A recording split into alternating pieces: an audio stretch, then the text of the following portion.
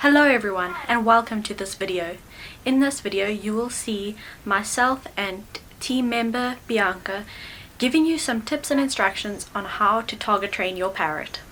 In this video you're going to see 3 different parrots doing some target training. The parrots are at different levels of target training, so you'll be able to see a variety of what target training looks like. The first parrot you're going to see is a lesser sulfur-crested cockatoo who was rescued in July, so hasn't been doing training for very long. The second parrot you're going to be seeing is a red-bellied parrot who has been doing training for an extended amount of time and is definitely a pro at it. The third parrot you will be seeing is my Senegal parrot who has only been doing training for the past few weeks but has since mastered the basic target training. Cheeky Beaks will also be having a second target training video with more birds so that you can continue seeing what target training looks like for different birds, and we hope that this will be able to help you. So thank you all for watching and let's get going. So when target training your parrot, you will need a stick, a clicker and treats that your bird is willing to work for. So these treats can be anything from sunflower seeds to almonds. I personally use sunflower seeds. So in your first training session, position the stick directly next to the bird's mouth. Most birds are very inquisitive and will touch the stick right away, but if they do not, you can always position the treat directly next to the stick, and then when they go for the treat, click and reward that, and after a while they will start to realize that if I touch the stick, then I will get a treat. Do this a few times till they realize that if they touch the stick, they will get a treat. You can then start to increase the difficulty by letting them walk to the stick. So when target training, it's very important to reinforce for very soft touches, not reinforcing for when your bird holds onto the stick and doesn't want to let go. If this is happening to you, you can always position the stick very far away from the bird that they can only barely touch it.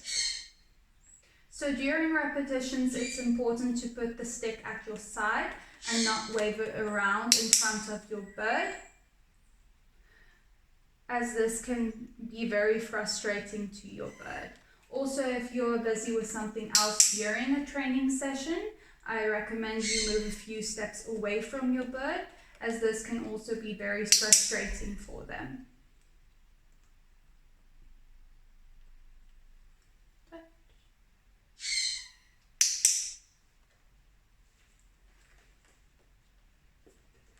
If your bird is scared of the stick or the object that you are using for the targeting, you can reward them for just being near the stick, and then slowly over time decrease the distance between the bird and the object.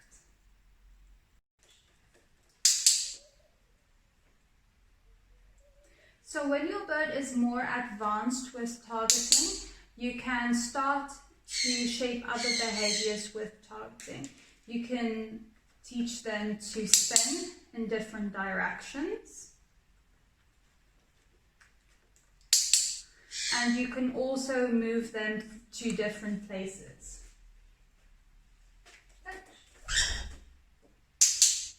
This is very handy with birds that are not hand tamed, so you can still exercise them without even touching them. So when your bird is advanced with targeting and does not want to target, you can always evaluate the treats that you are using. Also, you can turn your back to them for a few seconds. This is the human equivalent of a timeout, and just tells them, hey, if you're not going to work for the treat, you're not going to get one.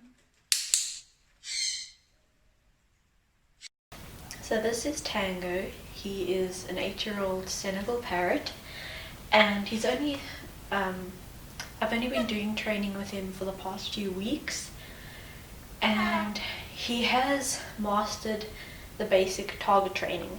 and I was lucky that he understood the concept very quickly.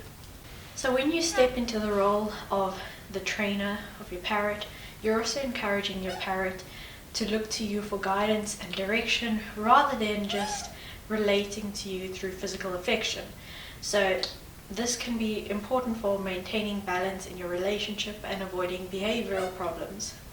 Also, teaching new behaviors has a way of automatically reducing the problem behaviors. It's also very enriching to parrots when you give them a way to engage in positive reinforcement training. Your bird is learning, they're problem solving, which is something they do in the wild every day. And targeting is sort of the very first behavior you want to teach. It's the basis for many other behaviors that you can teach afterwards. Target training is also easier, and it kind of helps them learn the rules of training. So things like that they need to perform the desired action in order to get a treat. Like they're not just going to get a treat for doing anything or not doing anything. There's also many benefits to target training, such as if you need your bird to go from one place to another, you can also target them to go there. Like if I wanted him to come to this side, target, good boy. If you can't handle your bird physically or interact with them like this, then you can also do targeting through cage bars, and the treats can be offered the same way, or you can give the treats on a spoon or just drop it into their food dish. And doing targeting and then rewarding your bird builds up a trust bank with your bird. So this is also a nice way to establish trust for your future interactions. Target, good boy. So I use just a makeup brush as a target. You can use many other things. You don't have to have a clicker. Many just prefer it, but it isn't 100% necessary. The clicker acts as a bridge to let the animal know that they have performed the desired behavior, and they are going to get reinforcement for it, and in many cases that reinforcement is a treat.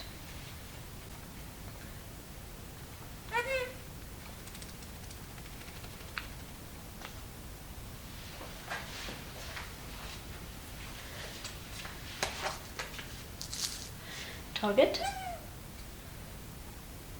target, come Tango, target, good boy. So you'll start the training with your arms to your sides, and then you will hold the target near them. Most birds are curious and will touch the target, and then you will give them the treat. It's important that they just gently touch it and do not grab it. If they grab it, you must not reward that, because you don't want them to learn that they have to grab the stick. They must just gently touch it. If your parrot is afraid of the target stick and they move away from it, the targeting will come in many more steps. So for Tango, he did it really well, and he took to the concept very quickly. He touches it, he gets a treat. Other birds, it's not going to be as simple, so you may have to desensitize them with the target stick. And how to do this, you can hold the treats to your bird and then slowly move the target stick to their view, and you will do this very slowly, and then eventually you can put the target stick right by the treats.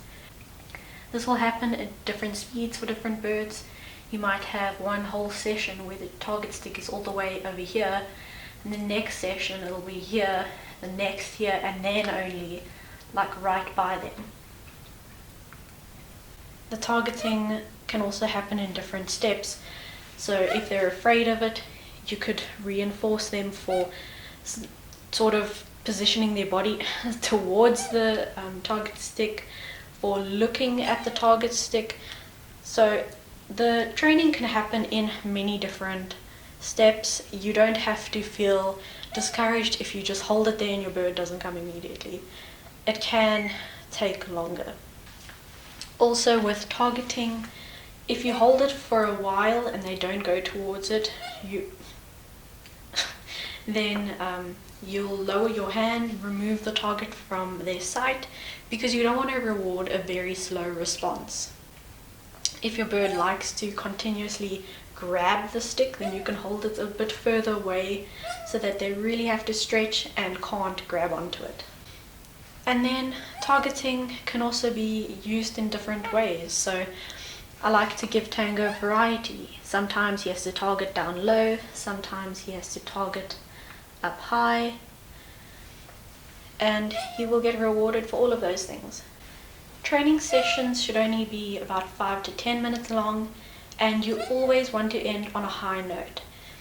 It's the same as if you were taking a test in class every day, and every day you failed, you wouldn't be motivated for the next one. You just keep feeling like a failure. And the same happens with birds. So you want to end on a high note so that they think, okay, I succeed in this and I want to do it again. So even if they've been failing a couple times in between, then the next time that they get it right, then you can stop there, just so that you always end on a high note. And it's okay if your bird misses a few targets in between and fails a little. Birds also learn from failure just as humans do. Target. Good boy.